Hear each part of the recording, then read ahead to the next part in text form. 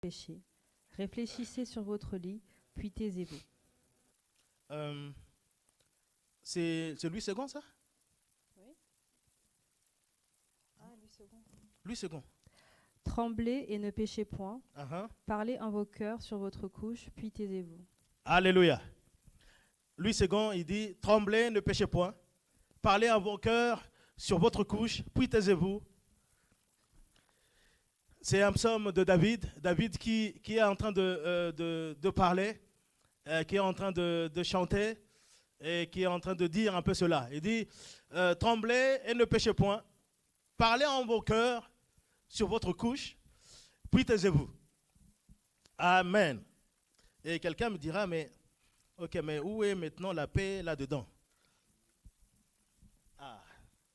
Où est la paix là-dedans? Amen. Alors, on prend un deuxième verset. C'est Philippiens 4. On va lire les deux versets. Le verset 6 et verset 7. Philippiens 4, verset 6 et verset 7. Ne vous inquiétez de rien, mais en toute chose, faites connaître vos besoins à Dieu par des prières et des supplications, avec des actions de grâce. Et la paix de Dieu, qui surpasse toute intelligence, gardera vos cœurs et vos pensées en Jésus-Christ. Amen. Alléluia. Alléluia. Amen. On veut parler, depuis qu'on a commencé ce culte, comme je disais tout à l'heure, dans l'introduction même de cette journée, celui qui a conduit le culte de ce matin, notre ancienne, elle n'a cessé elle a révélé une chose. Elle a révélé que dans la vie dans nos vies aujourd'hui, dans la vie de la plupart des chrétiens aujourd'hui, nous sommes régis par quelque chose. Il y a quelque chose qui semble être vraiment au vu de tout le monde, pointé à l'avant, que lorsqu'on regarde un chrétien, on détecte directement quelque chose. Or, cette chose-là est la chose la plus capitale, la plus importante d'entre toutes. Amen. Et la chose dont elle parlait est la chose que je veux relever aujourd'hui. Il s'agit de la paix. Alléluia. Dans beaucoup de chrétiens, dans beaucoup de nos vies aujourd'hui, dans beaucoup dans la vie de l'Église aujourd'hui, il manque quelque chose. Il manque la paix. Et si Dieu veut qu'aujourd'hui, ce matin, il puisse parler de ce sujet, il puisse parler de la paix, parce qu'il veut faire quelque chose. Et c'est ce que Dieu veut faire aujourd'hui. Il faudrait que chacun d'entre nous puisse réellement capter cela et en bénéficier vraiment. Parce que la parole de Dieu nous dit une chose. Il leur envoya la parole et la parole est guérie. Amen. Si Dieu détecte que dans l'Église aujourd'hui, il nous manque la paix, alors là, Dieu qui est bon et que, comme on a chanté encore, qu'il renouvelle ses bontés chaque matin, il a détecté cela et il dit, je vais encore renouveler la bonté dans la vie de quelqu'un aujourd'hui. Dieu s'est dit, aujourd'hui, je vais encore me révéler en Éden, centre d'excellence, et je vais encore renouveler ma paix dans la vie de Violaine aujourd'hui. Donc, je ne sais pas si quelqu'un est en train de comprendre cela. Dieu est en train, dans sa grande bonté, de son grand amour, se dit que non, aujourd'hui, je vais d'abord réveiller quelqu'un. Je vais lui donner mon souffle de vie. Je vais lui donner encore je vais lui piquer un peu dans son cœur, qu'il puisse être dans cette liberté-là et venir jusqu'à l'église. Aller de chez lui, je ne sais pas combien de kilomètres tu as pu faire pour venir jusqu'ici. Il y a ceux-là qui ont peut-être mis un peu moins de temps, moins de distance pour arriver jusqu'ici. Il y a aussi des autres comme nous qui avons quand même eu du chemin pour venir en ce lieu. Et Dieu nous a poussés, nous a vraiment mis à cœur que nous puissions être là et nous sommes là. Mais pourquoi nous sommes là? Parce qu'aujourd'hui, il a un message d'amour, un message de liberté, un message d'encouragement pour quelqu'un en te disant, aujourd'hui, tu vas retrouver ta paix. Aujourd'hui, tu vas retrouver ta paix. Parce que c'est la chose la plus capitale, vous savez. C'est la chose la plus importante. Hein. On peut monter, comme on dit souvent, tu peux monter, tu peux descendre, mais si tu n'as pas la paix, c'est compliqué. C'est vraiment compliqué cette chose-là. Et j'aime bien encore dire une chose, c'est que quand Dieu parle même de la paix, hein, cette paix-là qu'il veut que nous puissions avoir, souvent, parce que je dis la paix dans la vie d'un chrétien. Parce que souvent, quand on vient à l'église, on vient entendre un message. La première des choses que l'on fait, on ouvre bien grandement ses oreilles. Mais ce qu'on fait encore deuxièmement, c'est qu'on ouvre encore grandement ses yeux. Pas pour que ce message-là, comme la Bible déclare que la parole de Dieu est une lumière, pour que cette lumière puisse vraiment éclairer le très fond de nos cœurs. Mais on est en train d'ouvrir grandement ses oreilles pour dire, mais le message là, ça doit être dirigé vers qui? Hein? Le message là qui est sorti là, quand papa parle là, hein, il parle, c'est la vie de qui? Et on ouvre grandement ses yeux pour voir autour de nous, mais qui est là? C'est un tel. Et après maintenant, on ferme, on rapproche ses lèvres et maintenant on pointe quelqu'un. On dit, tu vois le message qu'on a aujourd'hui, parlé d'aujourd'hui là. Quand maintenant on a parlé de la paix là. Pas de paix. Pas de paix. C'est l'autre là. Pas de paix. On a l'impression, depuis un certain temps, dans l'église de Dieu, que lorsque le message arrive, lorsqu'on parle d'un thème, que forcément on est en train de pointer quelqu'un qui se trouve réellement dans ce cas-là et qu'on veut humilier, qu'on veut rabaisser, qu'on veut vraiment pointer, qu'on veut balancer au devant de tout le monde afin que les autres puissent se moquer de lui. Alors que lorsque le message de Dieu arrive, lorsque la parole de Dieu est là, c'est pour que nous puissions être réveillés, pour que nous puissions être survoltés, remonter dans ce que nous étions, peut-être que dans l'erreur où nous étions, relever la tête et aller de l'avant. C'est que lorsque la parole de Dieu arrive, nous devons saisir cette parole-là et dire que non, ça c'est pour moi. C'est pourquoi, au lieu de regarder, d'ouvrir grandement les yeux, en regardant, ça c'est pour qui, c'est contre qui, c'est contre qui, ouvre d'abord tes propres yeux pour te regarder toi-même et dire que, ce message, est-ce que ce message est vraiment pour moi? Parce que si je suis venu à l'église ce matin, je ne suis pas venu pour Sandrine, premièrement. Je ne suis pas venu pour mon petit-fils, Claudie. Mais je suis premièrement venu à l'église pour d'abord, moi, recevoir quelque chose de la part de Dieu. Ainsi, si le message-là sort, tu dois d'abord te positionner en quelqu'un qui dit, parce que là, on est toujours dit, 10 000 euros recevez. Là, tu dis, ça c'est moi, je reçois. Non. Toute la parole, lorsqu'on vient à l'église, on se dit, Père, je viens pour recevoir quelque chose. Tu as un mot pour moi. Et gloire à Dieu parce que l'enseigne était vraiment inspiré. Il dit non, à un moment donné, quand on vient à l'église, juste un moment donné, pas tout le temps, mais à un moment donné, tu te dis, franchement, aujourd'hui je viens pour moi-même. Je viens pour moi-même. Et la parole qui sortira aujourd'hui, c'est premièrement pour moi. Et s'il y a une bénédiction qui sort là, qui descend là, c'est d'abord moi le premier qui doit prendre cette bénédiction. D'abord pour moi. Après, si les autres aussi ils sont violents, peut-être qu'ils chercheront. Mais ce qui est sûr est que cette bénédiction-là, je ne vais pas la partager, mais eux aussi, ils auront leur part. Parce que notre Dieu est tellement bon que lorsqu'il proclame même pour quelqu'un, non, tu seras béni. Mais si toi tu es violent, tu es violente, tu peux recevoir aussi cette bénédiction-là. Parce que la Bible est en train aussi de nous dire une chose, que notre Seigneur Jésus-Christ était en train d'aller quelque part. Il était en train d'aller dans la maison de quelqu'un pour sauver quelqu'un, pour sauver son enfant, pour sauver aussi son maître, dans un autre contexte, sauver aussi son serviteur.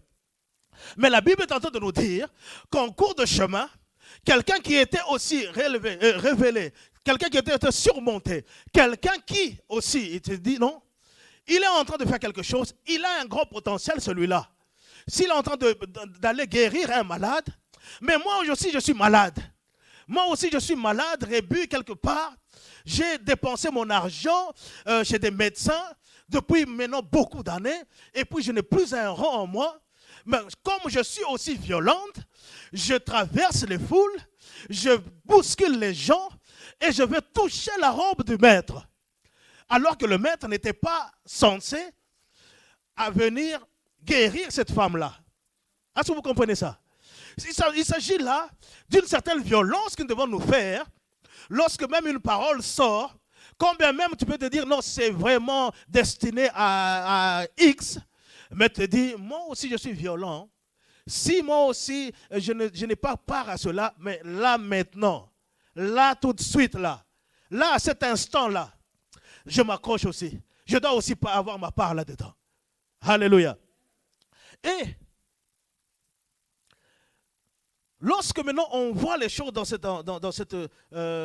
perspective-là, on se dira, ah, je suis attentif. Quand je vais à l'église, je suis attentif.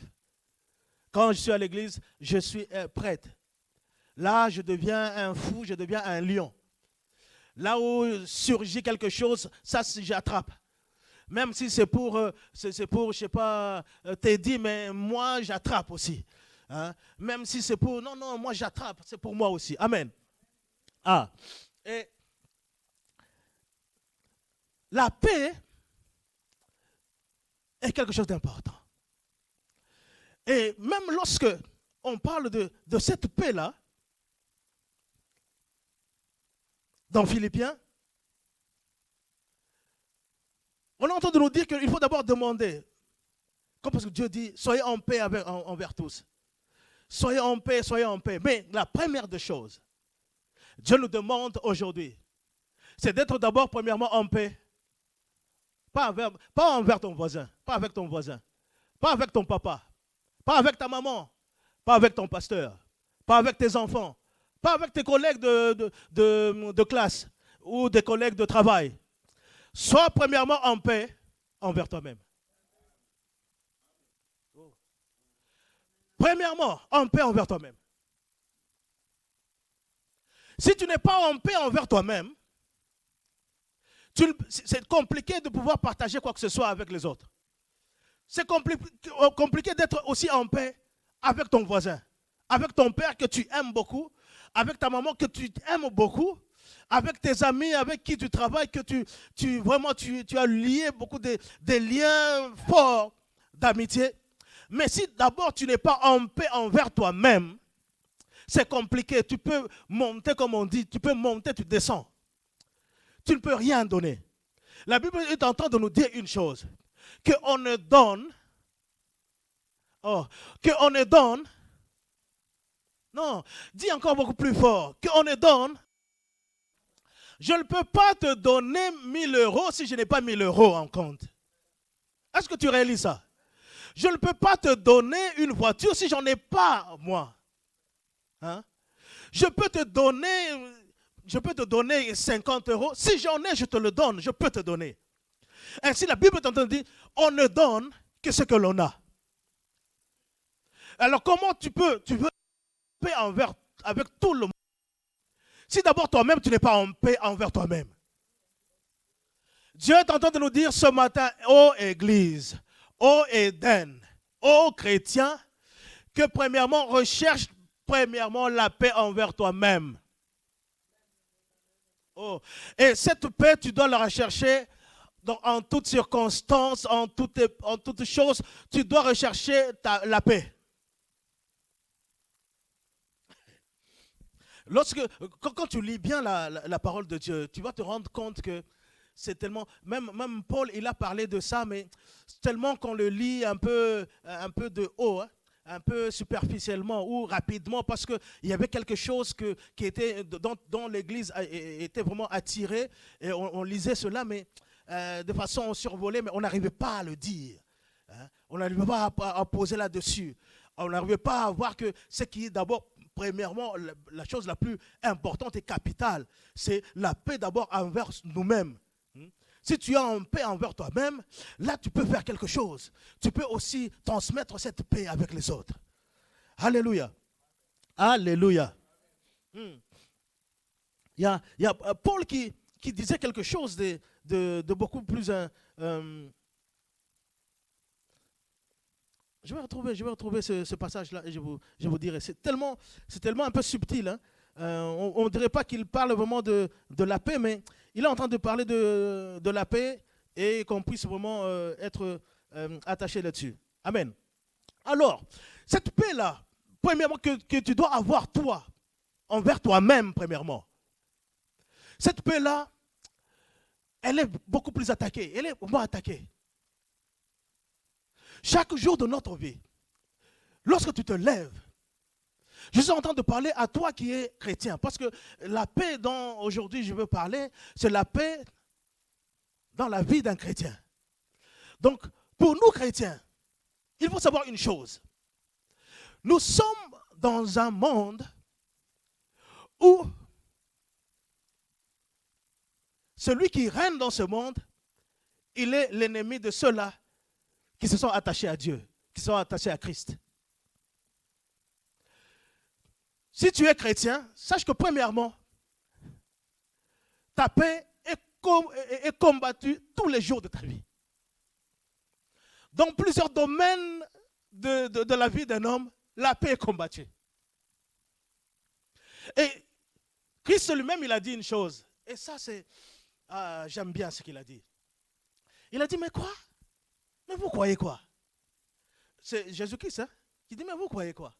Vous croyez que moi, je suis venu ici sur terre pour amener la paix? Hein? Vous croyez que moi, Jésus, je suis venu ici sur terre pour amener la paix? Je ne suis pas venu sur terre pour amener la paix. Le Seigneur Jésus, il est en train, au fait, de dire une chose.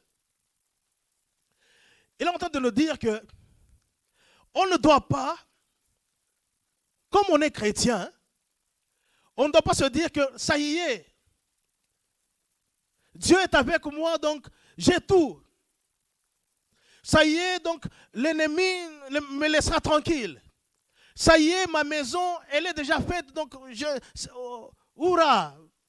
Ça y est, ma carrière est déjà faite, c'est déjà acquis, c'est bon. Mes enfants, oh non, mes enfants, je vais tous les jours avec eux à l'église, ça y est.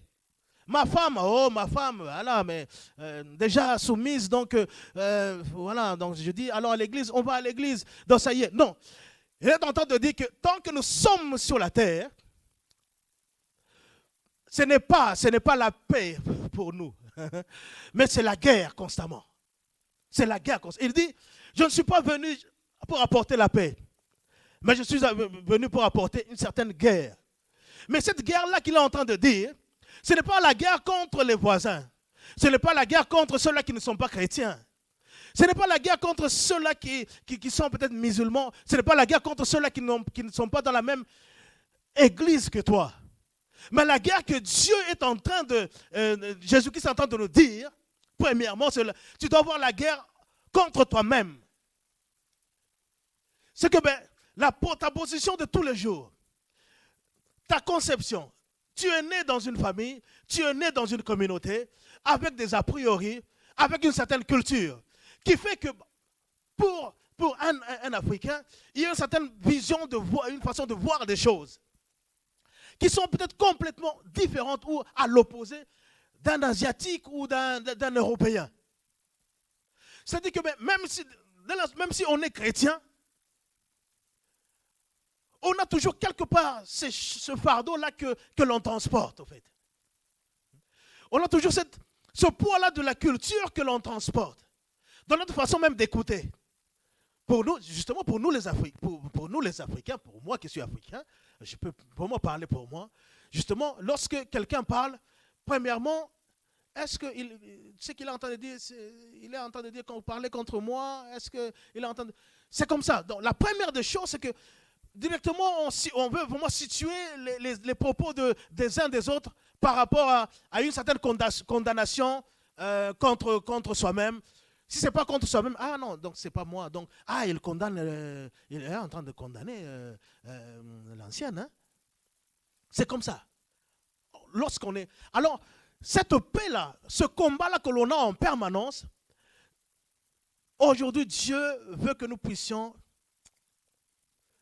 rentrer réellement dans ce combat-là, réellement dans ce combat afin que nous puissions gagner notre paix. Que chacun d'entre nous puisse gagner sa paix. Amen. Parce que c'est important. Parce que c'est important. La paix tous les jours que nous avons, nous, que nous devons rechercher, est vraiment combattue. Et il y a des choses que l'on peut maintenant détecter pour maintenant faire en sorte que remédier à cela et avoir maintenant une bonne marche, être campé en Jésus et vivre réellement ce que Dieu a déjà écrit d'avance pour nous. Amen. C'est pourquoi on a dit, Ésaïe 30, verset 15 est en train de nous dire ceci. Voici la parole du Seigneur, le Dieu saint d'Israël. Comme si je peux dire ce matin, voici Éden, la parole du Seigneur, le Dieu, le saint d'Éden. Il dit, vous serez sauvés seulement en vous tournant vers moi et en restant calme. Votre seule force, c'est de rester tranquille et de mettre votre confiance en moi. Mais je peux m'arrêter là, mais il finit ce verset-là en disant, mais vous ne le voulez pas. Dans la paix, lorsque on parle de la paix, il y a deux choses importantes, capitales, qui rentrent dans la paix. De façon, je dis, d'une manière positive. Deux choses qui rentrent dans la paix. C'est-à-dire que quand tu es dans la paix, et dans la paix envers toi-même, il y a la première des choses, c'est le calme. Le calme. Tu as le calme qui va rentrer dans ta vie. Oh. Face à des problèmes, face à des attaques, le calme est là. Face à l'oppression, tu es calme. Parce que, non seulement que ça démontre cette paix que tu as en toi, mais ça veut dire encore une autre chose, que c'est en train de démontrer la foi que tu as en ton Dieu. Parce que la paix, au fait, n'est que quelque chose de palpable, n'est qu'une démonstration de ta foi. Oh. Quand tu es en paix par rapport à des situations, c'est-à-dire que tu es en train de démontrer réellement ta foi. Voyons ce qui s'était passé avec Pierre. Un jour, on peut lire ça, mais je vais un peu paraphraser parce que nous connaissons un petit peu l'histoire. Un jour, notre Seigneur, il a parlé, comme il disait, il parlait au peuple, ainsi de suite. Et le soir venu, il s'est dit, écoutez, nous allons prendre les pirogues, nous allons aller à l'autre bord, nous allons aller nous coucher dans l'autre village, dans l'autre ville. Mais il dit aux disciples, allez-y, vous prenez la barque, avancez, allez-y, mais moi, je vous suivrai. Premièrement, ils ne sont même pas posé la question, mais non, comment est-ce que nous, on prend la barque, comment est-ce que il va faire pour nous suivre d'abord, hein? Ils ne se sont pas posé cette question-là, premièrement. Ils ne se sont même pas posés. Ils se sont dit, il nous dit de ne pas, parce que les gens, là, quand les gens arrivaient, hein, quand les gens venaient, c'est vraiment les gens venaient. Hein? C'est comme si c'est tout un stade qui est là. C'est beaucoup de monde qui est tout autour, qui bouscule, et ainsi de suite, qui se bouscule, qui parle de l'autre côté, qui veulent en recevoir quelque chose. Parce que tout ce beau monde, quand ils venaient voir Jésus-Christ, ils avaient quand même une raison, une bonne raison de venir voir Jésus-Christ. Une très bonne raison de voir Jésus-Christ. Premièrement, ils étaient en esclavage dans leur propre pays, en esclavage. Donc la première des raisons, c'est qu'ils disaient, nous avons appris qu'il y aura un sauveur qui viendra pour nous libérer un peu de notre esclavage, pour que nous puissions être libres. Ça, c'est la première des choses. Et comme ils étaient vraiment en esclavage, c'est-à-dire qu'ils ne pouvaient même pas travailler aisément et gagner beaucoup plus. Et ainsi, ils avaient quand même toujours la faim. La faim, quand je dis la faim, c'est, ils avaient toujours faim. Et la deuxième raison, quand ils venaient voir Jésus-Christ, c'est que ils étaient sûrs, très sûrs que peu importe le nombre, combien nous serons, mais chacun d'entre nous mangera tellement bien que même il en restera des choses. Amen. Et la troisième des choses, c'est que quand ils suivaient Jésus-Christ, c'est qu'ils savaient que non, si je suis malade, je serai guéri. Si j'ai des problèmes, j'aurai une solution à mon problème. Amen. Et là, à un moment donné, ça dit que les gens ne voulaient même pas partir. Ils voulaient rester là. C'est pourquoi ils s'échappaient des fois. Ils disent non, allons-y. Et quand ils sont partis, quand ils ont pris, les disciples ont pris, le chemin, ils ont pris l'eau, ils ont pris la barque, ils sont avancés. Le Seigneur est resté, il a commencé à rabocher, gloire à toi Seigneur. Tu t'es encore glorifié dans ton Fils aujourd'hui. Gloire à toi, ô Abba, parce que tu t'es encore manifesté. Tu as donné encore la paix dans ton peuple. Tu as donné encore ce qu'il faut à ton peuple aujourd'hui. Gloire à toi. Il a continué à prier, à rendre gloire à Dieu, à se consacrer encore à son Père. Et à un moment donné, il a dit, ok, je vais suivre mes disciples. La Bible est en train de nous dire que notre Seigneur Jésus-Christ est en train de marcher sur l'eau. Il marche sur l'eau et les disciples qui savaient que notre Seigneur était de l'autre côté, peut-être qu'il nous a dit d'aller de l'autre côté pour passer la nuit et que comme lui, il est resté là-bas, nous allons le rejoindre encore le matin, nous allons le rejoindre de l'autre côté. Mais ils sont en train de voir quelqu'un qui est en train de marcher sur l'eau. En train de voir quelqu'un qui est en train de marcher sur l'eau. Pas marcher parce que, non, marcher sur l'eau avec assurance. Marcher sur l'eau comme s'il marchait sur la rue d'antan. Comme s'il était en train de fouler les pieds sur la rue d'antan en venant ici. Et ils l'ont vu, panique générale, panique totale dans la barque. Mais un courageux que j'aime bien, Pierre, il dit, c'est un fantôme. Il dit, un courageux qui dit, ah non, c'est notre Seigneur. Il dit, Seigneur. Ah, c'est toi. Oui. Alors, si c'est toi, dis que je vienne. Je marche aussi sur l'eau. La Bible est en train de nous dire une chose. Que lorsque Pierre, Jésus-Christ a dit, viens. Lorsqu'il a entendu la parole du Seigneur Jésus, lorsqu'il a pris cette parole-là, lorsqu'il a accepté cette parole-là, il a posé aussi un pied sur ce qui était visible pour tout le monde. C'est que tout le monde savait que c'était de l'eau.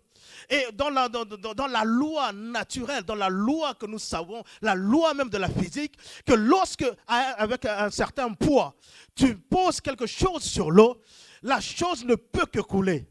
Et Pierre, avec son âge et son poids, c'était tout à fait normal que lorsqu'il mettait son pied sur l'eau, par rapport à la surface au périmètre de son pied et à la densité de l'eau, il ne pouvait que couler. Mais il s'est rendu compte d'une chose, qu'au lieu de couler, son pied a buté sur du dur. Il s'est dit, ok, il sort encore un autre pied, il met devant le pied qui était sur le dur, il se rend compte que non, ça continuait encore. Alors comme Pierre n'avait pas totalement la paix de Dieu en lui, comme Pierre n'avait pas totalement la paix de Dieu en lui, ce qui veut dire que comme Pierre, sa foi n'était pas vraiment encore bien rodée, Pierre à un moment donné, il a regardé à côté de lui. Il a vu les tempêtes qui se sont levées. Il a entendu, il a ouvert les oreilles, il a entendu des vents tout autour de lui. Il a ouvert grandement les yeux, il a vu que la tempête arrivait en sa direction. Pierre, il a eu peur. Et notre Seigneur Jésus-Christ a dit, mais Pierre, pourquoi as-tu peur? Pourquoi as-tu perdu ton calme? La première des choses que nous devons avoir face à toutes les situations possibles, c'est savoir garder notre calme. Alléluia. Savoir garder notre calme. Pourquoi savoir garder notre calme? Parce que ça démontre quelque chose. Ça démontre que nous avons l'assurance d'où on est, comment on se trouve et comment on agit. Quand tu es dans une voiture et que devant là, c'est inondé, je parle, bon en fait, excusez-moi, mais je parle quand même des voitures normalement constituées, hein, qui n'ont pas vraiment beaucoup de bobos, hein, et normalement bien ici, hein, ok? Donc, si tu es sur la route qui est vraiment inondée et que tu es en voiture, auras-tu peur de traverser cette eau-là en te disant, quand je vais traverser, je serai tout trempé?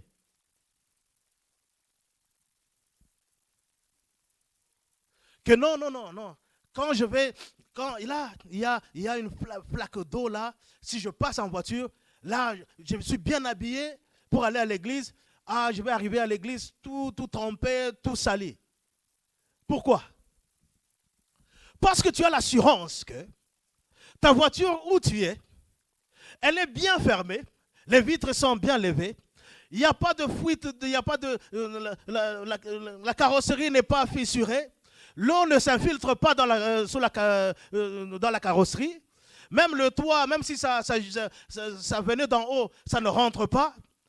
C'est-à-dire quoi? C'est-à-dire que tu as l'assurance, tu as une certaine assurance dans cette voiture-là. Je ne sais pas si tu comprends. C'est de même, en fait, dans cette image-là, c'est-à-dire que tu as foi, donc c'est-à-dire que tu crois, tu es sûr que quand bien même la pluie commençait, un grand orage commençait maintenant, tant que je suis dans la voiture, je ne serai jamais trempé. Amen. Pierre, si sa foi était vraiment bien rodée à cet instant-là, il devait garder son calme. Comme toi, tu gardes ton calme lorsque tu roules en voiture et que tout d'un coup, l'orage éclate. Lorsque toi, tu es en voiture, lorsque tu roules et tu vois que la rue est inondée, mais tu sais que je vais traverser en voiture, je ne serai pas trempé, je ne serai pas sali. Pourquoi? Parce que tu as cette foi-là. Et de même, lorsque tu as vraiment la paix de Dieu, c'est-à-dire que de même que lorsque tu crois vraiment en Jésus-Christ, de même que lorsque tu sais que Jésus-Christ c'est vraiment mon rempart, de même que tu sais que Jésus-Christ, il a payé le prix pour moi, et lorsque tu t'accroches à cela, lorsque arrivera les tempêtes, tu seras calme. Lorsqu'arrivera le problème, tu seras dans un calme royal. Et ainsi, lorsque les huissiers toquent à ta porte, une fraction de seconde, comme nous sommes toujours dans un monde où nous sommes ennemis de l'autre, il vient là et te dit, attention, une seconde, tu risques de peur, les huissiers, tout, et la peur commence à... Mais lorsque tu regardes cela, tu sais la parole qui dit, nous sommes faibles, quand nous sommes faibles, c'est alors que nous sommes forts. Souvent on dit ça, mais souvent on ne comprend pas beaucoup. C'est à cet instant-là, quand tu vois un huissier qui arrive, il toque à ta porte, des relances par gauche et droite. Lorsque tu regardes cela, tu dis, ils viennent pourquoi? Parce que j'ai des dettes. Mais ça veut dire que je suis riche. Non, Non, je pensais que quelqu'un avait compris. Ça veut dire aussi une chose, c'est que nous, les chrétiens, dans cette soi-disant paix que nous avons, en fait, on ne fait que lancer des slogans. Mais on ne croit pas vraiment à ce que réellement, cette paix veut dire. Parce que si on mange réellement cette paix-là, on comprend réellement cette paix-là, on vit réellement cette paix-là, la première des choses, c'est le calme. Et on dira, je suis là, on est en train de me poursuivre pour l'argent que apparemment je n'ai pas. Ah, ça veut dire que j'ai beaucoup d'argent. J'aime bien une chanteuse qui dit, I'm strong when I am weak. I'm strong when I am weak. Donc, c'est-à-dire que je suis fort lorsque je me sens faible là. C'est alors que je suis fort. Lorsque là tu as des problèmes là, oui c'est là. C'est-à-dire que il faut te dire que non, alors là je suis riche. Parce que Dieu même le dit, que le faible dise je suis fort. Que les pauvres disent je suis riche. Ce n'est pas moi qui invente ça. C'est la parole de Dieu. Et la parole de Dieu est la vérité. Si tu acceptes cette parole-là en tant que vérité, ta propre vérité, pas la vérité qui est simplement tournée vers ton voisin, ton frère, ta soeur. Non, premièrement, vers toi. C'est ta propre vérité. Tu prends cette parole de Dieu comme ta propre vérité. Premièrement, en toute situation, tu gardes ton calme. Alléluia. Amen. Alors, c'était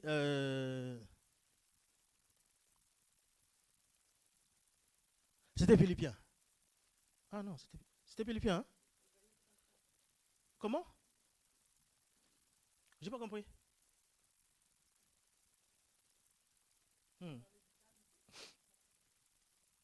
Ah.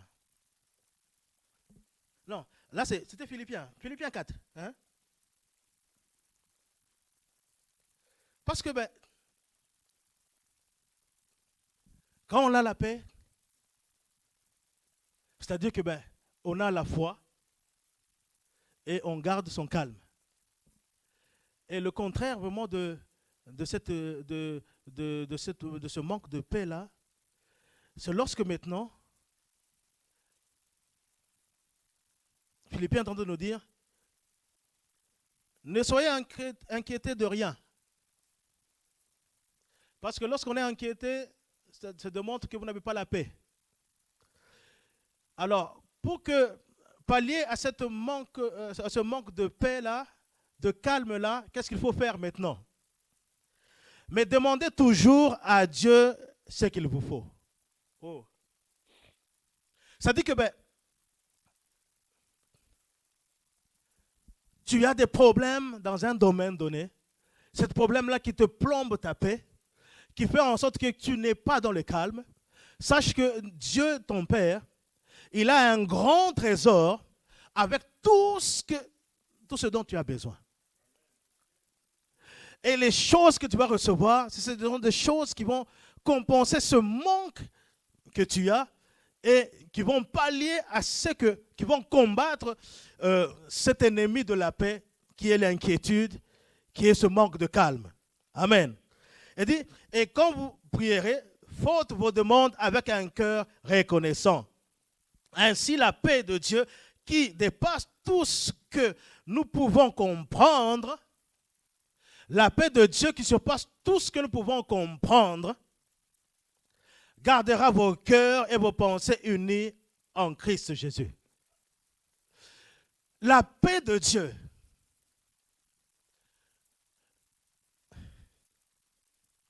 On comprend que non, je suis un homme, mais je n'ai pas d'argent. Mais la paix maintenant de Dieu nous pousse à comprendre une autre chose. Que lorsque tu n'as pas, c'est alors que tu en as beaucoup. Lorsque tu manques, c'est là où tu es en abondance. Lorsque tu es à la traîne, c'est là où tu es réellement, tu as la tête.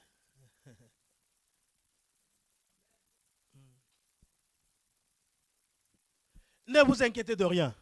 Parce que la paix, le manque de paix ne donne rien du tout. Donc, c'est dans le calme le calme et la confiance que sera votre force. C'est dans le calme et la confiance que sera votre force. Vous savez, deuxième volet de la paix, c'est la confiance. C'est pourquoi je dis, premièrement, il faut avoir la paix envers soi-même. Parce qu'il y a une chose qui manque beaucoup à l'église, beaucoup dans nos vies, c'est la confiance que nous devons avoir. La confiance par rapport déjà à qui on est. Alléluia. La confiance déjà par rapport à qui on est.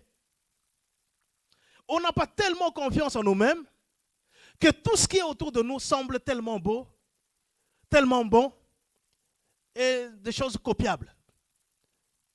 Que si je dois me tresser, je dois me tresser tellement comme celle-là, comme celle-là. Si je dois me maquiller, donc je dois me maquiller comme celle-là. Tellement qu'on n'a pas compris. On croit que quoi que toi tu fasses, ce n'est pas bon. Quoi que tu t'habilles, les autres ne trouvent pas ça joli, ne trouvent pas, non. Tu n'as pas tellement confiance en toi-même que ça te plombe ta paix. Ça te plombe ta paix. Il faut avoir confiance parce que là, il est en train de dire, c'est Ésaïe, Ésaïe 30, que vous pouvez voir cela, Ésaïe 30. Il dit, c'est dans le calme et la confiance, c'est dans le calme et la confiance. Le calme et la confiance. Que sera ta force? Que sera ta force? Le calme et la confiance. Tu es calme. Tu es dans la confiance. Pierre, tu es calme. Tout s'agite autour de toi, mais toi tu restes calme. Et tu es dans la confiance parce que la parole du Maître est une parole qui est juste, est une parole qui est certaine. Lorsqu'il te dit quelque chose, elle se fera exactement. S'il te dit marche, tu marches. S'il te dit arrête-toi, arrête-toi. Mais là, il t'a dit, Pierre, marche. C'est l'eau, oui, je sais que c'est de l'eau, ça. Je sais que un homme normal comme ça, tu ne peux pas marcher sur l'eau. C'est normal que tu puisses tomber dans l'eau. C'est tout à fait normal. Mais moi, je te dis, comme c'est la parole de l'Éternel, aie confiance en cela. Et aujourd'hui, Dieu te dit, aie confiance en moi. Parce que moi, je suis le réparateur des brèches. S'il y avait une brèche dans ta vie qui plombait ta paix, s'il y avait une brèche dans ta vie qui volait ta paix, mais moi, je te dis, aie seulement confiance en moi. Confiance en ce que je te dis, confiance en ce que je t'apporte, confiance en ta relation que tu as avec moi. Qui je suis réellement pour toi. Si tu as confiance en cela, tu gagneras ta paix. Tu retrouveras ta paix. Alléluia. Et c'est cette paix-là qui surpasse toute chose. Tout. Alléluia. Hein? C'est pourquoi on dit, mais pourquoi tu t'abats alors? Pourquoi tu t'abats? Il ne faut pas être agité parce que justement le calme c'est défini par une absence d'agitation. Tu vois? Hein? Si tu n'es pas agité, tu es calme. Hein? Et là, c'est vraiment important. Tu es tranquille, hein, tu maîtrises les choses. Donc tu as une paix d'esprit. Voilà, c'est le calme. Et la confiance aussi, c'est que tu as confiance, c'est un sentiment de... quand tu es en confiance, tu es en sécurité. Si tu es vraiment en confiance, tu es en sécurité. On dit, j'ai confiance en cette voiture-là parce que je pense que je vais arriver jusqu'à destination. Parce que tu as tellement confiance. Il y a des fois, tu arrives, cette voiture-là, je n'ai pas confiance. Hein. Bon, peut-être pas ici, hein, mais il y a aussi des gens qui disent, tu vois l'état de la voiture, tu dis, ça, tellement nombreux que nous sommes là. Est-ce que vraiment nous allons arriver à bon port, vraiment? Et avec le chemin là, la route là qui est vraiment comme ça bizarre là, la route qui est bizarre là. Sûr que nous allons vraiment arriver vraiment à bon port ça. Mais c'est difficile, hein? C'est compliqué. Mais parce que justement, c'est la confiance. Tu n'as pas confiance parce que tu regardes les choses, tu dis, il y a un point de sécurité là-dedans. La paix, lorsque tu as la paix, tu as le calme qui arrive, tu as le calme avec toi. Et Et dans ce calme-là, ça traduit une certaine confiance que tu as. Confiance en qui tu as mis ta foi. Confiance en celui qui t'a dit quelque chose que tu as saisi. Confiance en ce que le Dieu a déjà déclaré. Et tu bâtis ainsi ta paix. Alors, chrétiens, aujourd'hui, il faut que nous puissions observer ces deux choses-là. Le calme et la confiance. Et le seul moyen d'avoir le calme et la confiance pour garder notre paix, c'est avoir nos yeux grandement ouverts, avoir nos oreilles grandement ouvertes à la parole de Christ Jésus. Alléluia. Lorsqu'on regarde Christ Jésus, lorsqu'on écoute Christ Jésus, on est dans le calme et on est dans la confiance. Et ça traduit maintenant la paix qui doit être avec nous tous les jours de notre vie. Et j'aime bien encore ce commandement de notre Dieu qui dit soyons toujours en paix. Soyons toujours dans la joie. Oh, soyons toujours dans la joie. Mais toi, tu penses que réellement quelqu'un qui n'a pas la paix peut vraiment réellement être dans la joie? Si tu n'es pas vraiment, tu n'as vraiment pas vraiment conscience en toi, confiance en toi. Tu n'es pas vraiment calme. Réellement, tu penses vraiment que tu es dans la paix et que tu peux transmettre aussi cette paix-là? Je ne pense pas. Je ne pense pas. Amen. Donc, il y a ces deux choses-là. Le calme et la confiance. Et ces deux choses-là font notre force. Et lorsqu'on associe ces deux-là, vraiment, ça démontre. En fait, ce que je veux dire, c'est que ces choses-là, en fait, c'est comme Jacques qui disait, montre-moi ta foi et moi je te montrerai la mienne avec les œuvres. En fait. C'est que quand il ne suffit pas de dire que non, j'ai la paix en moi, j'ai vis en paix, ainsi de suite, mais c'est ta façon d'être. Si tu vis dans le calme, envers toi-même déjà, ça va se voir, ça va transparaître. Et lorsque tu as cette confiance-là, ça se démontre encore, et là ça démontre la foi que tu as, et là ça démontre que tu es vraiment en paix. Amen. Alléluia. Gloire à Dieu. Gloire à Dieu. Alors, mais il y a aussi l'autre version de la paix, de la paix. Voilà. Non. Ça, ce sera pour une prochaine fois. Parce qu'il y a le calme et la confiance, mais de l'autre côté, j'allais survoler, mais il y a la peur et le doute. La peur et le doute, qui aussi sont vraiment des ennemis de notre paix. Amen. Donc, nous chrétiens aujourd'hui, nous sommes appelés à deux choses. Le combat que nous avons envers nous-mêmes, c'est le combat pour rester calme et demeurer dans la confiance. Parce que l'ennemi ne voudra pas que cela soit notre partage. Mais deuxièmement aussi, le combat que nous avons pour que nous maintenions notre paix et gagner notre paix, vivre dans notre paix, dans la paix que notre Dieu nous a donnée, c'est aussi combattre, faire face à la peur et aussi chasser en nous le doute. Alléluia. Donc il y a ces quatre choses qui rentrent dans la marche, dans la vie de notre paix. Et lorsqu'on est maître de ces quatre choses-là, réellement nous vivons dans notre paix et aussi nous pouvons transmettre cette paix-là. Combattre nos peurs, chasser le doute en nous, mais vivre, en fait, batailler pour vivre dans le calme et aussi repousser toutes choses pour demeurer dans notre confiance, la confiance qu'on a en Jésus-Christ.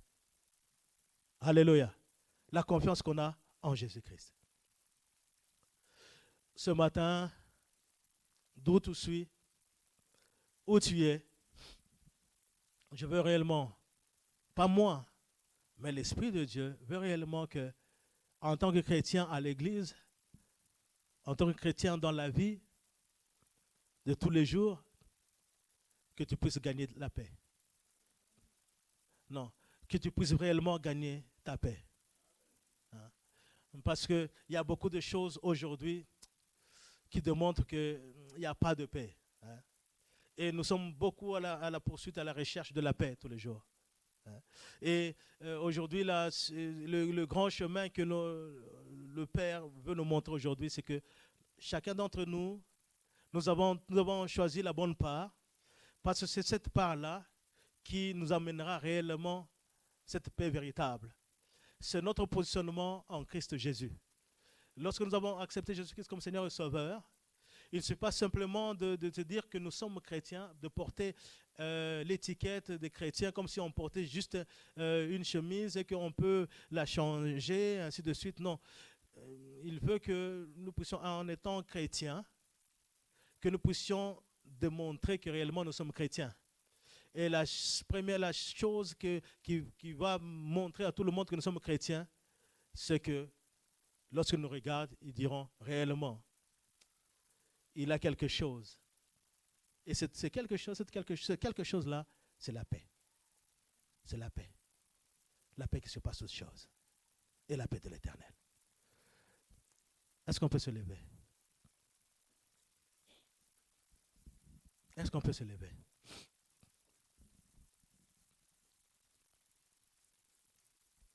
Quand on parle de la paix comme ça, je ne voulais pas vraiment parler de la peur ni du doute. Mais j'en ai parlé, mais pour ceux-là qui ont peut-être écouté, entendu, ils ont suivi, je l'ai quand même parlé, je l'ai quand même fait allusion à la peur, fait allusion au doute. Je veux que quelqu'un maintenant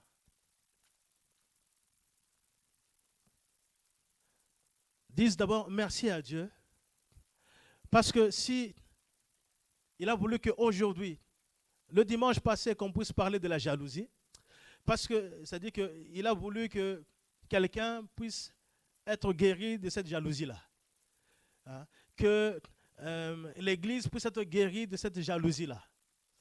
Et si Dieu nous parle aujourd'hui de la paix, c'est que Dieu veut qu'aujourd'hui, l'Église puisse retrouver sa paix. Et que toi, en tant que chrétien, tu puisses retrouver ta paix. La paix selon Dieu. Alors, je veux que maintenant, tu puisses élever ta voix. Et juste, tu puisses remercier Dieu. Parce que tu as dit, tu renouvelles tes bontés chaque matin dans ma vie. Hein? Je suis conscient, tel que tu es là, je ne peux pas te bousculer ou te pousser à dire quoi que ce soit. Parce que tu es quand même conscient ou consciente que dans un domaine de ta vie, il te manque vraiment cette paix-là. Hein? Si toi, tous les domaines de ta vie, tu vis de la paix vraiment, dans tous les domaines de ta vie, je dis gloire à Dieu. Je dis vraiment gloire à Dieu. Alors là, dans ce cas-là, ce que tu vas faire, tu vas quand même élever ta voix et aussi prier pour nous autres aussi qui, dans certains domaines de notre vie, il nous manque la paix. Pourquoi? Parce que comme toi, tu as pleinement de paix dans tous les domaines de ta vie, alors tu ne peux donner que ce que tu as. Alors tu vas élever aussi ta voix et transmettre cette paix-là aux autres aussi qui ne l'ont pas ce matin. Alors élève ta voix, mon frère. Élève ta voix, ma soeur. Remercie déjà Dieu qui, dans sa grande bonté, a voulu que tu puisses être présent, a voulu que tu puisses être présente et écouter cette parole, écouter ce message et recevoir et gagner et vivre tous les bienfaits de ce message dans ta vie à partir d'aujourd'hui. Alors élève ta voix et parle encore, parle maintenant. Dis merci à Dieu, merci Abba, merci au toi le Dieu suprême, toi le Dieu qui est un Dieu amour. Toi le Dieu qui est au-dessus de toutes choses. Toi qui as renouvelé tes bontés ce matin. Toi qui as renouvelé tes grâces aujourd'hui. Toi qui n'as pas voulu nous laisser dans ce manque, mon Dieu, de paix.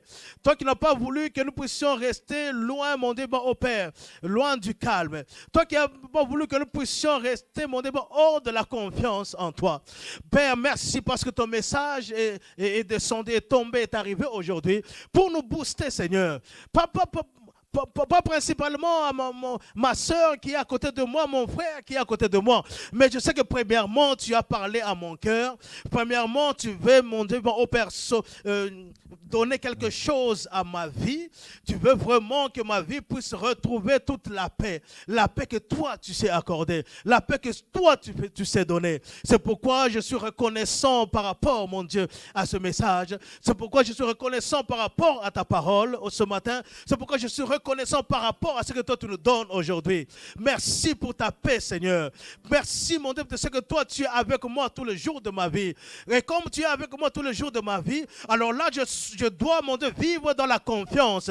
Confiance qu'avec toi, Seigneur, je suis plus que vainqueur. Avec toi, oh Dieu de gloire, je suis réellement la tête et non la queue. Avec toi, oh mon Dieu, je suis plus que vainqueur. C'est pourquoi merci, Seigneur, parce que tu me rappelles cela aujourd'hui. Parce que ce matin, tu me remets, mon Dieu, sur cela dans mon cœur, dans mon esprit, dans mon entendement, dans ma compréhension. Tu remets cela, oh mon Dieu, au goût du jour. Merci, Seigneur, pour cela. Je te remercie parce que toi, tu donnes réellement la nourriture nutritive au temps convenable. Parce que si tu parles de la paix aujourd'hui, c'est que quelqu'un, réellement l'Église, réellement un chrétien, a réellement besoin de ta paix, Seigneur. C'est pourquoi je te rends gloire parce que, Seigneur, oui, j'ai besoin de ta paix. Oui, je te rends gloire, oh Dieu de gloire, parce que réellement, ma soeur a besoin de ta paix. Je te bénis, Seigneur, parce que réellement, mon frère avait besoin de ta paix. Et aujourd'hui, tu as envoyé cette parole qui nous guérit ce matin. Tu as envoyé cette parole qui nous soulage ce matin. Tu as envoyé cette parole qui est une lampe à nos pieds, qui éclaire dorénavant maintenant notre façon de marcher, notre façon de nous tenir face à toutes ces épreuves, à toutes ces choses qui se dressent devant nous, parce que maintenant tu illumines notre compréhension et nous nous rendons compte que nous devons être en confiance parce que nous avons celui qui est plus que vainqueur avec nous. Nous devons être dans le calme parce que celui qui parle aux tempêtes, celui qui parle au vent violent, il est avec nous, il marche avec nous tous les jours de notre vie. Merci Seigneur, je dois demeurer en confiance et garder mon calme parce que toi, tu es pourvoyeur de toutes choses. Je te bénis, je te rends gloire. Et je lève ma voix encore, Seigneur. Et je dis merci pour ta bénédiction, cette parole qui est une bénédiction pour nous. Une bénédiction pour moi, Seigneur. Et une bénédiction pour quiconque. Pour toute terre, Seigneur, qui s'est apprêtée et qui l'a reçue. Parce que ta parole est une semence, mon Dieu, mon Père, qui fera, mon Dieu, mon Père, pousser, qui fera, mon Dieu, produire, Seigneur, nos terres, qui fera produire la paix dans nos vies, la paix dans nos mariages, la paix dans la vie de nos enfants, la paix dans notre travail, la paix dans nos finances, la paix dans tous nos projets, la paix, mon Dieu, la paix dans nos ministères, la paix, mon Dieu, en Éden, centre d'excellence. Je bénis ton nom dans le nom puissant de Jésus. Est-ce que quelqu'un peut encore acclamer le roi des rois et crier plus fort Amen?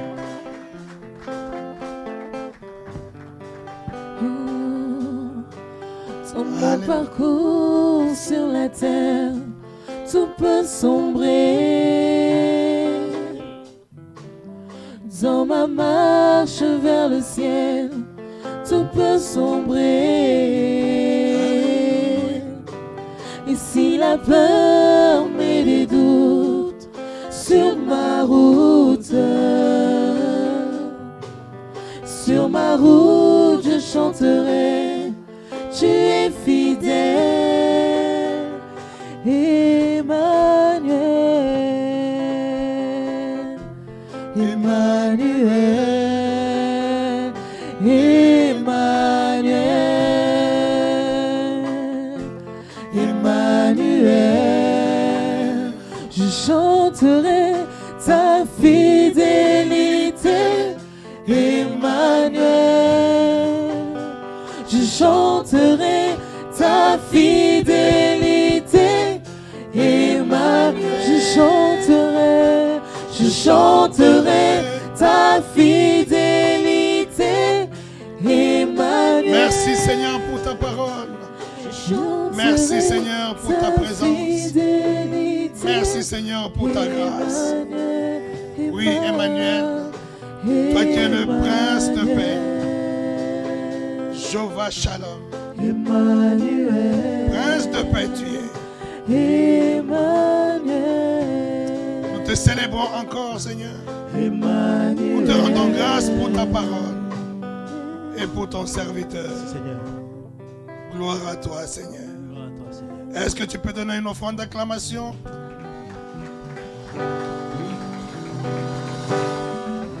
Que Dieu bénisse sa parole et que Dieu bénisse son serviteur, le pasteur, qui nous a parlé de la paix. La paix qui surpasse toute intelligence, la paix qui surpasse tout entendement. Alléluia. Asseyez-vous une minute et restez là.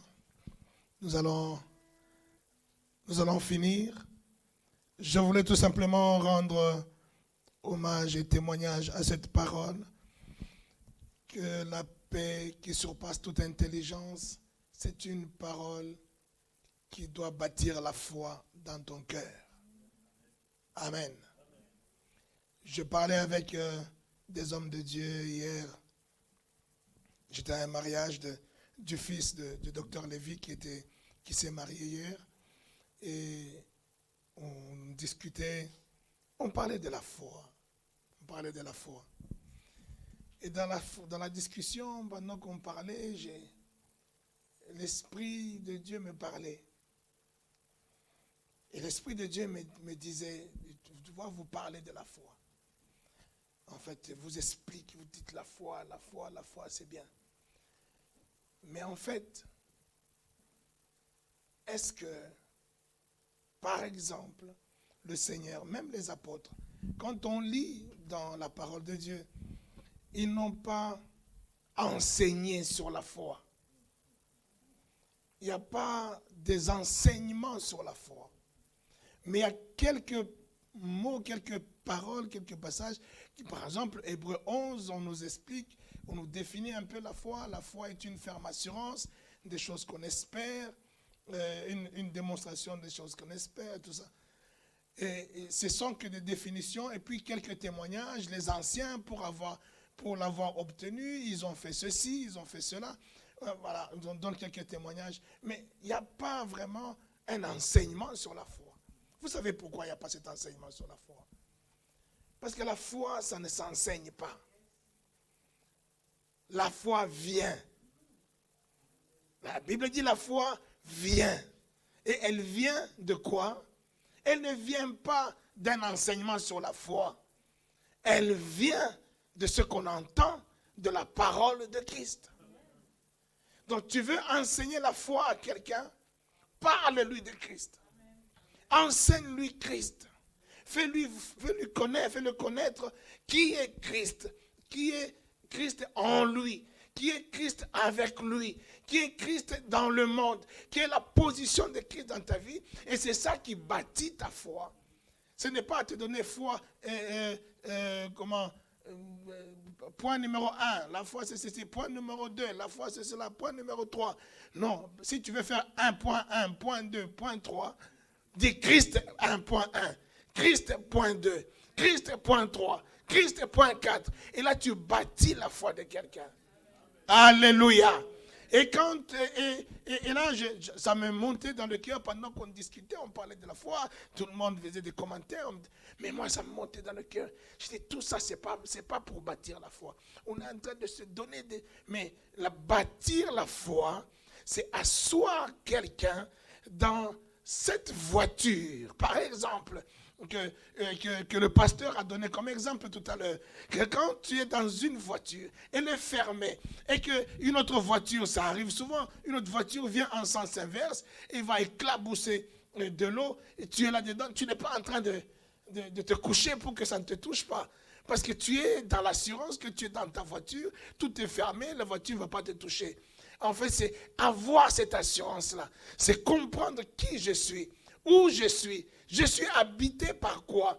Je suis habillé par quoi? Et là, tu vas rentrer tranquillement, tu vas rouler tranquillement dans une assurance. C'est ça la foi. Que Dieu bâtisse en toi Christ. Alléluia. Alléluia. Que Christ soit élevé en toi. Et la paix qui surpasse toute intelligence. Vous voyez, je disais tout à l'heure, que Dieu est en train de me parler. On était en train de parler de la foi, de discuter au mariage, mais Dieu me parlait. Mais il me parlait comment? Je n'avais pas entendu une voix. Mais j'ai senti dans mon cœur une réflexion venir dans mon cœur. Et cette réflexion, c'était Dieu. C'est Dieu qui me parlait. Dieu nous parle tantôt d'une manière, tantôt d'une autre. Il nous parle par des prophéties, il nous parle par des songes, il nous parle, mais ces moyens, la prophétie, songes et tout ça, ce sont des moyens exceptionnels par lesquels Dieu peut nous parler. Mais nous ne vivons pas seulement des moyens exceptionnels. Dieu nous parle tous les jours, il nous parle à tout moment. Et il a des moyens, pas exceptionnels, mais ordinaires, par lesquels il nous parle. Alléluia. Et c'est justement ces moyens-là où tu sens dans ton cœur une pensée venir, une réflexion venir, et tu réalises que c'est Dieu qui me parle.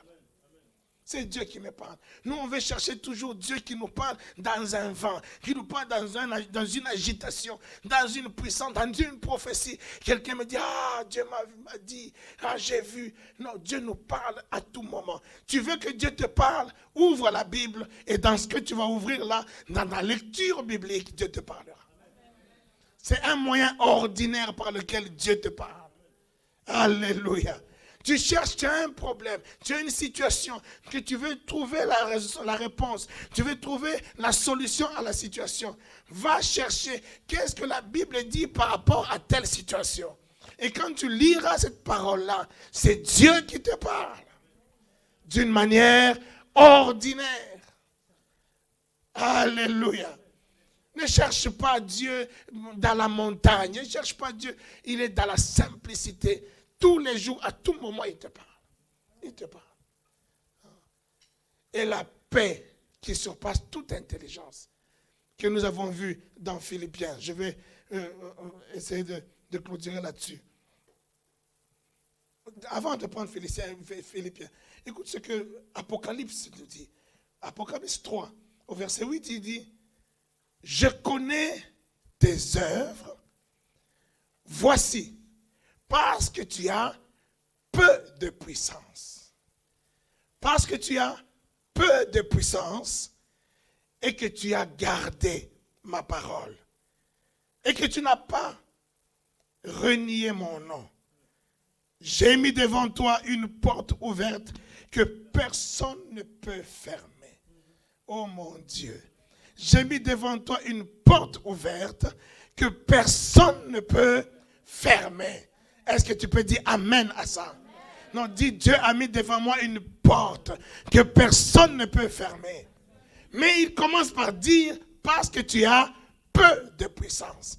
Mais toi, tu es en train de chercher la puissance. Moi, il faut que Dieu me révèle la puissance, la puissance, la puissance. Il dit parce que tu as peu de puissance. Il parle à l'église. Ici, église. Ça, c'est une parole qu'il donne à l'église. C'est Apocalypse. Hein? L'ange écrit à l'église de Philadelphie. C'est une des 7 églises à laquelle Dieu a parlé. En parlant de ces 7 églises, il parle en fait à l'église aujourd'hui, d'une manière générale, selon les catégories des églises. Il dit à cette église-là, il dit, voici ce que le saint et le véritable, celui qui a la clé de David, celui qui ouvre et personne ne fermera, celui qui ferme et personne n'ouvrira. Il dit, je connais tes œuvres. Je connais tes œuvres. Tu vas dire que non, les œuvres, c'est rien, les œuvres. Les œuvres, nous, c'est seulement la foi. On a cru en Jésus, on est sauvé. Moi, je peux faire des œuvres, tout ce que je peux faire, voilà, ça ne sert à rien. Il dit, je connais tes œuvres. Donc, il réalise tes œuvres. Et il dit que tu as peu de puissance. En fait, pourquoi il dit que tu as peu de puissance? Parce qu'il est en train de te dire, je connais tes œuvres, mais ne mets pas la puissance dans tes œuvres. Ne t'appuie pas sur toute ta puissance. Ne t'appuie pas sur ce que toi tu penses être. Moi, je suis puissant. Moi, puissant. Non, ne t'appuie pas sur ta puissance. Mais tes œuvres, ce sont des œuvres de foi. Si ta foi est reposée sur moi, tu es celui qui dit, moi, je n'ai pas de puissance. Mais ma puissance, c'est Christ. Moi, je n'ai pas de puissance. Il y a des situations qui arrivent. J'ai des problèmes. J'ai des situations compliquées qui sont en train de me tomber dessus, qui sont en train de compliquer ma vie, compliquer ma famille, compliquer tout ça. Je n'ai pas de puissance. Je n'ai pas de puissance. Mais je repose mes œuvres sur sa parole. Sur ma parole. Il dit, parce que tu as peu de puissance, mais tu as gardé ma parole. Tu as gardé ma parole. Qu'est-ce que Dieu te dit? Tu gardes la parole. Toi, je vais chercher la puissance. Non, cherche la parole. Quand tu cherches la parole, tu t'appuies sur ce que Dieu te dit par rapport à ta situation, par rapport à ta condition, par rapport à tes projets, par rapport à ton business, par rapport à tout ce que tu fais. Regarde et cherche qu'est-ce que Dieu te dit. Qu'est-ce que la parole de Dieu te dit. Qu'est-ce que le Saint-Esprit te dit. Et le Saint-Esprit, quand il te parle, il ne te parle pas seulement à voix audible. Il te parle la plupart des temps. Le moyen où le Saint-Esprit te parlera le plus, c'est par la paix qui surpasse toute intelligence. La paix qui surpasse toute intelligence. Tu t'interroges, est-ce que cette situation-là, qu'est-ce que je dois faire? Mais si tu sens que tu es agité, tu n'es pas en paix, c'est le Saint-Esprit qui te dit, laisse tomber. Laisse tomber, ce n'est pas cette situation-là. Si une situation peut être compliquée, une situation, tu n'arrives pas à voir comment ça peut se démêler, mais cette situation te met en paix. Tu es malgré tout en paix. C'est le Saint-Esprit qui te dit, vas-y. Même si ça semble compliqué, je suis avec toi. C'est le chemin que j'ai tracé pour toi. Oh, est-ce que tu m'as compris ça? La paix qui surpasse toute intelligence. C'est Philippiens que tu avais lu. C'est Philippiens combien? 6? 4, verset 6, je pense. Reprends ça. Qui a le micro? 4, commence à partir du verset 6. Philippiens 4, je lis. Il dit, ne soyez, ça c'est une version, ne soyez inquiets de rien, ou ne vous inquiétez de rien. Ne soyez inquiets de rien, mais en toutes circonstances, priez et suppliez, tout en rendant grâce pour faire connaître à Dieu vos demandes. Et la paix de Dieu, qui dépasse tout ce qu'on peut concevoir, la paix de Dieu qui dépasse tout ce que tu peux réfléchir, qui dépasse tout ce que tu peux analyser, qui dépasse tout ce que tu peux dire. Non, ce n'est pas comme ça. Normalement, non, je ne sais pas moi, logiquement, non, ça dépasse tout ce que tu peux concevoir. Ça dépasse tout ce que tu peux réaliser. Et dit, cette paix-là, qui dépasse tout ce que tu peux concevoir, gardera vos cœurs et vos pensées dans le Christ Jésus. Alléluia. Ça dit ton cœur est en Jésus-Christ. Tes pensées en la parole de Jésus. Qu'est-ce que Dieu a dit pour moi dans cette situation? Quand tu es là-dedans et ça te donne la paix, malgré la complication de la situation, mais ta paix est en Jésus-Christ. Ta paix est dans la parole. Ta paix est dans la direction. Oh, est-ce que je parle à quelqu'un? La paix qui surpasse toute intelligence. Cette paix-là, gardera tes pensées en la parole. Tes pensées dans ce que Dieu t'a dit. Alléluia.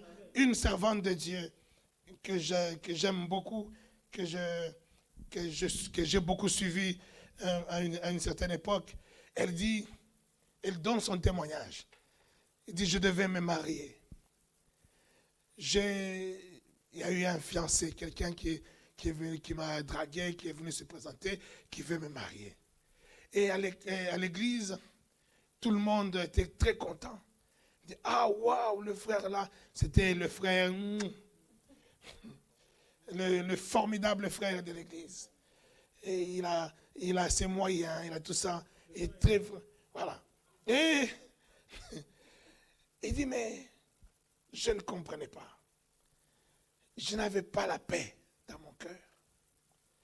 Je ne ressentais pas la paix au fur et à mesure que le temps approchait, le temps du mariage. Et tout le monde était enthousiasmé. Tellement que les gens à l'église connaissaient le frère, tout le monde l'aimait et tout ça, tout le monde. Il dit même, il y a des gens qui, oh ma soeur, frère, moi, c'est moi qui paierai, c'est moi qui vais payer la salle. L'autre va se lever, c'est moi qui va donner, je vais prendre les costumes, moi je vais prendre ceci. Donc on n'avait rien à faire. Tout le monde, tellement on aimait le frère, tellement les gens aimaient le frère. Les gens l'aimaient aussi, la servante de Dieu. Mais tout le monde a dit, mais les gens, il y a eu même des prophéties. La prophétie, Dieu a dit, ma soeur, ça c'est ton homme et tout ça. Il dit la prophétie. Faites attention à ça. Je suis prophète, mais je mets tout, vous avez remarqué, je mets beaucoup l'accent sur ça. Pour que vous compreniez qu'un enfant de Dieu n'est pas conduit par la prophétie, mais il est conduit par l'esprit. La prophétie peut te tromper, parce que tout n'est pas prophétie. Et même quand c'est de la prophétie de Dieu, mais quand elle n'est pas discernée correctement, tu peux toi-même t'induire en erreur par rapport à la prophétie. Alléluia. Mais quand tu es conduit par l'esprit, c'est là que même la prophétie, tu vas bien discerner. La prophétie peut te dire une chose, mais toi tu dis le contraire. Oh. Une histoire encore que je vais revenir sur la servante de Dieu. Mais je te parle de la prophétie encore un peu. Mon vieux, le docteur Lévy, c'est une histoire qu'il m'a racontée depuis longtemps. Et hier encore au mariage, il a raconté ça à quelqu'un. Et il me disait, toi tu connais l'histoire, je t'ai déjà raconté. Un jour, il y a quelques années, il y a peut-être 30 ans, ils étaient en prière avec tous les aînés serviteurs de Dieu de l'époque de Paris. Ils étaient tous jeunes encore. Ils étaient en prière chez le bishop Kabert. Et il y avait un prophète qui était venu, je ne sais pas, d'Allemagne. Et ce prophète-là a commencé à prophétiser. Il prophétisait sur chacun, sur tout le monde. Et des choses incroyables. Donc, toi, votre maison en Afrique, c'est tes parents, ça se trouve dans telle ville. Votre maison, la façade est de telle couleur. Waouh! Donc, personne ici ne pouvait connaître. Des précisions terribles. Et il donne des prophéties à tout le monde, Après, à un moment donné, tous les prophéties, ça les a boostés, tout le monde commence à prier, Et le prophète, il se dérobe un peu. Il faisait une veillée, entre serviteurs de Dieu. Le prophète se dérobe un peu et on voit le prophète qui revient. Mais il revient parce qu'il dormait là-bas, il dormait chez Bishop Kabea. Et il revient de sa chambre et là il met une toge noire avec une canne. Et il revient là maintenant au milieu des serviteurs. Bon. Il continue à prophétiser. Des choses vraiment précises. En fait, quand je dis des choses précises, c'est des choses du passé. Amen. C'est-à-dire des choses que tu connais ou que tu peux connaître, que personne ne connaît, mais toi seul tu connais des choses comme ça. Ta mère s'appelait un tel, ton père tel jour. Et là, waouh, waouh. Et tu es même épris d'émotion, tu tombes. Il arrive devant le docteur Lévy. Il dit, ta femme, elle est enceinte. Effectivement, sa femme était enceinte, mais ta femme n'était pas là. Donc, il n'a jamais vu sa femme, il ne connaissait pas sa femme. Il dit, ta femme, elle est enceinte. Dieu est en train de me dire que ta femme aura des complications à la naissance de cet enfant et ta femme mourra. Il dit, ta femme va mourir. Dieu voulait que je te prévienne, que tu prépares ton cœur.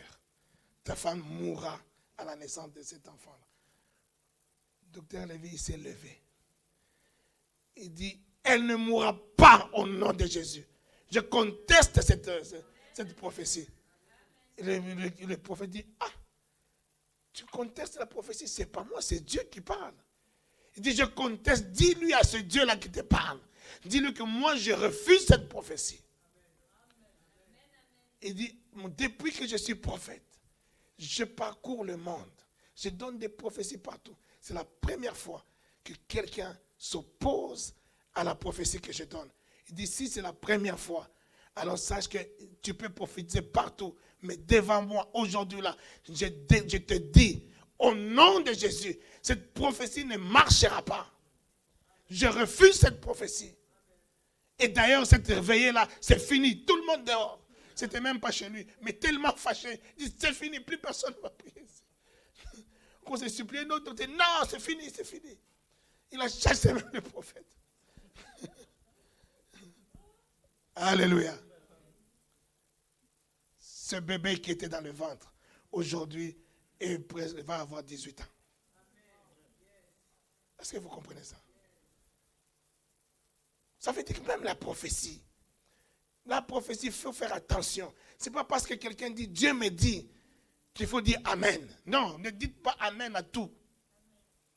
Il y a des choses, c'est de la voyance pure. C'est une voyance. Mais une voyance qui est enrobée sous une soutane. Enrobée sous une étiquette de prophète. Qui t'a appelé prophète? Est-ce que Nostradamus est un prophète? Mais il y a beaucoup de choses qu'il avait dit jusqu'à aujourd'hui, ça s'accomplit. Amen. Et si toi tu dis Amen à ce que Nostradamus a dit, pour ta propre vie, mais ça va s'accomplir. Mais si tu dis non, ça ne s'accomplira pas. Ça ne s'accomplira pas parce que ce n'est pas une prophétie. C'est une vie, c'est une voyance. Quand c'est une prophétie, c'est quand c'est tu parles, ça vient pour t'édifier. Ça vient pour te fortifier. Ça ne vient pas pour te faire peur. Alléluia. Alors je reviens sur cette servante de Dieu. Elle dit, il y a eu même des prophéties à l'église. C'est ton mari, c'est ceci. Vraiment, vous ferez un bon couple. Je suis avec vous. Dit, malgré les prophéties, je ne sentais pas la paix dans mon cœur. Je ne sentais pas la paix dans mon cœur vis-à-vis de ce couple-là. Jusqu'à une semaine, donc deux semaines du mariage. Tout est prêt, ils ont tout acheté, 2 semaines. Tellement que ce manque de paix augmentait tellement. Je suis rentré en jeûne et prière, tout seul, sans fiancé. 1 semaine de jeûne et prière. Et dans mon jeûne et prière, je prie, c'est mon Seigneur, montre-moi, dis, est-ce que c'est la bonne voie? Pourquoi je ne suis pas en paix? Pourquoi mon cœur n'est pas en paix? C'est là que le Seigneur maintenant lui parle clairement. Il dit, mais ce que tu ressens là, c'était ça ma direction. Si tu ne ressens pas la paix, c'est que moi, le Saint-Esprit, je ne suis pas en train de t'amener dans cette direction-là. Ce mariage-là, ce n'est pas pour toi. 1 semaine avant le mariage, c'est là qu'elle reçoit cette parole. Malgré les prophéties, malgré l'enthousiasme des gens, malgré l'organisation, la joie des gens, mais c'est ce qui est dans ton cœur.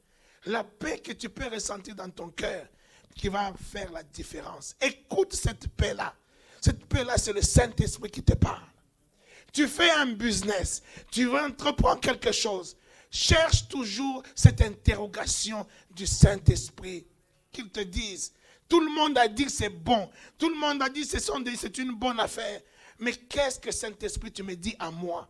Qu'est-ce que tu me dis à moi? Si tu n'entends pas une parole, tu n'entends pas une prophétie, écoute la paix dans ton cœur. Cette paix-là est une direction du Saint-Esprit. Cette paix te dira, non, stop. Tu ne te sens pas bien. Tu dis, stop. Malgré que tout est beau, tout est prêt, tout semble parfait, mais je ne sens pas dans mon cœur cette paix-là. J'arrête tout. Écoute la paix de ton cœur. Tu apprendras à écouter le Saint-Esprit. Quelqu'un dit amen encore bien. La paix dans ton cœur t'amènera à écouter le Saint-Esprit de plus souvent. Parce qu'il te parlera par cela. Dans tout ce que tu entreprendras, il te parlera. Alléluia. Alléluia. Est-ce que quelqu'un a compris cela? Est-ce que tu as saisi la paix qui surpasse toute intelligence? Soit cette servante, elle avait saisi cela. Une semaine, malgré tout, elle se réveille, elle appelle le pasteur, elle appelle la famille, elle appelle le gars. Elle dit, désolé, il n'y aura pas de mariage. Qu'est-ce qui ne va pas? Il dit, je ne peux pas vous expliquer, mais je ne crois pas que c'est ma voix. Je ne crois pas que c'est parce que la paix du Saint-Esprit en moi m'a parlé. Tout le monde a crié au scandale. Laisse que les gens crient au scandale, mais que toi, tu sois obéissant à la voix de l'Éternel. Les gens peuvent dire des choses. Oh non, là, vraiment, elle est vraiment bête. Et non, il est vraiment con. Et laisse les gens te traiter de tout ce que tu veux, mais suis la voix de la paix de ton cœur. Et après cela, elle remercie Dieu 10 000 fois chaque jour. Quand elle voit maintenant le mariage où elle est maintenant, le mari qu'elle a eu après, elle remercie Dieu tous les jours. Elle voit maintenant l'autre mari là. Elle dit, mais si je l'aurais épousé, je n'aurais même pas fait le ministère. Je ne serais même pas en train de faire le ministère. Parce qu'il m'aurait bloqué dans le ministère, tout ça. Mais regarde, le mari que j'ai eu après, c'est un mari qui prend soin de moi, qui me laisse faire le ministère. Je voyage partout dans le monde. Je vais prêcher partout dans le monde. C'est lui qui assure tout derrière et tout ça. Et ça n'aurait jamais été possible avec l'autre mari. Alléluia. Que la paix du Seigneur te parle. Que la paix du Saint-Esprit te parle. Alléluia. N'hésite pas. C'est peut-être moi le pasteur. Je viens te dire, ma fille ou mon fils, fais-moi ça, fais-moi ça. Tu sens que la paix n'est pas là. Dis-moi, papa. Papa, je ne sens pas la paix. Sois libre, sois libre. Je ne suis pas un bourreau. Je ne suis pas là pour t'obliger. Je ne suis pas le Saint-Esprit. Alléluia. Le Saint-Esprit est avec toi, tout comme il est avec moi, avec nous tous. Mais quand tu sens, ça ce n'est pas ma voix. Sens-toi cette liberté-là d'obéir à la voix du Saint-Esprit. Alléluia. Alléluia. Vous savez, il y a quelque temps, un de vous, les enfants, m'avait dit, papa, je vais te prendre une voiture. Trouve la voiture que tu veux, 4x4, je ne sais pas moi. Et moi, j'ai dit, oui, moi, je veux une FPS et tout ça. On commence même à chercher et tout. J'ai senti dans mon cœur qu'il ne faut pas que j'insiste. Qu'il ne faut pas que j'insiste pour l'amener à faire ce qu'il voulait faire. Et de là, comme j'avais senti ça dans mon cœur, j'ai senti un manque de paix par rapport à ça. Et pourtant, j'ai besoin d'une voiture. Mais j'ai senti un manque de paix par rapport à ça. J'ai compris tout le reste. J'ai compris ce qui va arriver. Et je ne peux même pas lui dire. Parce que maintenant, en ayant compris, je commence à faire en sorte que ce que je vois n'arrive pas. Alléluia. Ça veut dire que j'ai compris que non, il est en train de se perdre. Maintenant, je commence à faire en sorte qu'il ne se perde pas. Je commence à démontrer beaucoup d'amour. Je commence à faire en sorte qu'ils comprennent que je l'aime et que Dieu l'aime. Amen. Mais tu peux faire tout ce que tu veux. L'homme est le seul qui répond quand Dieu frappe à la porte. Et il dit, je frappe à la porte. Si tu m'ouvres, j'entre, je souperai avec toi. Alléluia. Il dit, si tu m'ouvres. Ça veut dire même Dieu lui-même n'a pas le pouvoir d'entrer si toi tu ne lui ouvres pas. Est-ce que quelqu'un me saisit? Alléluia. Quand Dieu frappe, tu as le pouvoir de refuser que Dieu entre. Tu as le pouvoir aussi d'accepter que Dieu entre. Et aujourd'hui, je bénis Dieu de cet esprit-là qui m'avait fait stopper. Amen. Ouais, parce que je pouvais être affiché partout. Ah, c'est un escroc, alors que moi je n'ai rien demandé à personne. Amen. Amen. Est-ce que Dieu est avec toi? Est-ce que Dieu est avec toi? L'apôtre Zacharie, Dieu dit à Zacharie le prophète, il dit, ce n'est ni par la force, ni la puissance, c'est par mon esprit, dit l'Éternel. Dit, c'est par mon esprit, ce n'est pas par la puissance. Apocalypse dit, parce que tu as peu de puissance, mais tu as gardé ma parole. C'est la parole. Dans la parole où il y a l'Esprit de Dieu. Tu gardes la parole de Dieu, tu gardes l'Esprit de Dieu et tu auras la bonne direction. Et la paix sera dans ton cœur. Que Dieu bénisse cette parole encore.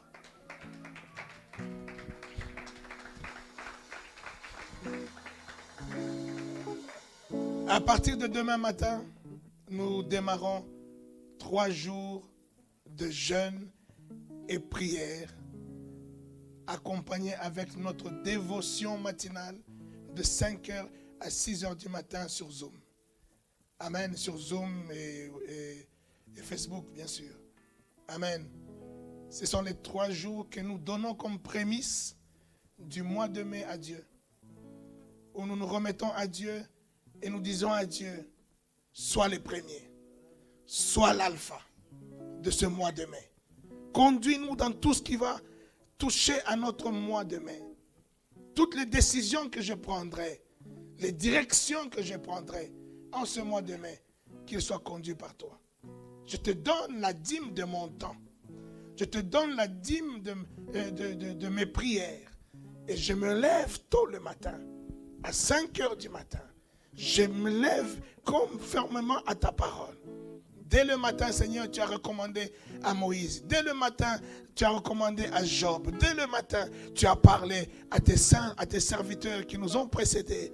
Tu les as recommandés d'être dès le matin. Parce que dès le matin, tu entends la prière. Et dès le matin, nous nous confions à toi. Dès le matin, tu commences à nous conduire. Et le matin du mois de mai commence au 1er mai. Alléluia. Et dès le 1er mai, Seigneur, je vais consacrer mon mois. Je vais te dédier mon mois. De la même manière que tu vas consacrer ta dîme à Dieu. Que tu vas apporter ta dîme à Dieu. Tu es en train de dire, Dieu, voici ma dîme. C'est le 1er de mon mois. Que cela soit la première dépense de ton mois. La part qui revient à Dieu. Tu la prépares avec foi. Et ça, c'est Dieu qui te parle au travers de sa parole. Et tu es en train d'ouvrir ton moi à ce Dieu-là, de préparer le chemin à Dieu. Tu es en train de dire à Dieu, je veux être celui à qui tu peux confier encore des biens et des biens et des biens. Parce que je veux être fidèle, un bon comptable, un bon gérant de tous les talents que tu mets entre mes mains. De tous les euros que tu vas mettre entre mes mains. C'est à toi que cela appartient. Tu me les confies pour les bonnes œuvres. Les bonnes œuvres de ma famille. Les bonnes œuvres de mes enfants. Les bonnes œuvres de mon église. Les bonnes œuvres que je peux faire. Pour cela, tu me confies. Je veux gérer cela en te rendant ce qu'il est à toi. Alléluia. C'est comme ça que tu vas commencer le mois. commence le mois en prière. Je suis en train d'être conduit encore par Dieu pour commencer là à partir du mois de mai, à partir du mois de juin, à commencer à préparer l'église à entrer dans cette décennie que Dieu nous a révélée comme étant la décennie spirituelle. 2020, 2030, de 2020 à 2030, c'est une décennie qui va amener l'Église à mettre encore plus un pas dans le surnaturel. Ça veut dire dans le spirituel. Alléluia.